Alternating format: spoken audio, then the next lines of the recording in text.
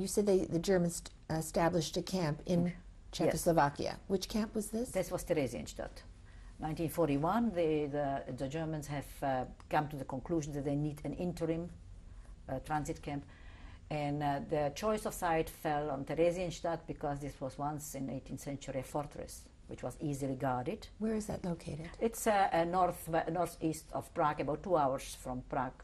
And it was a community which initially it was a fortress. And then it was 100 years later converted into a garrison town because the need for a fortress was not there.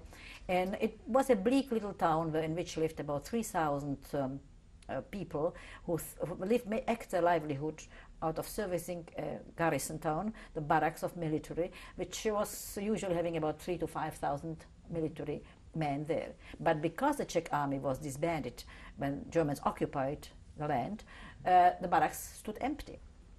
So there was living 3,000 people there who had lived in poverty really, and the choice of Theresienstadt was because of its easily isolated position, which the Germans, because it was encircled by escarpment and trenches, as the 18th century fortresses had been once built, you know.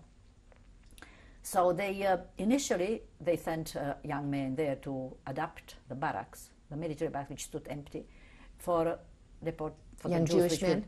Yes. And there were 2 transports going from Prague, and they sent cards back, not saying much, but saying they are alive.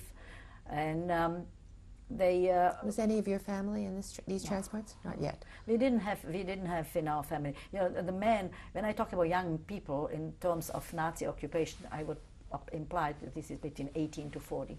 Anybody below was doomed, and anybody above was doomed. So. These people, we didn't have anybody in this who would qualify for this age bracket, but we have received some, the gossips which circulate in the Jewish Prague, cut off from any source of real information. We depended on rumors, and since 1939 till 45, we lived on that.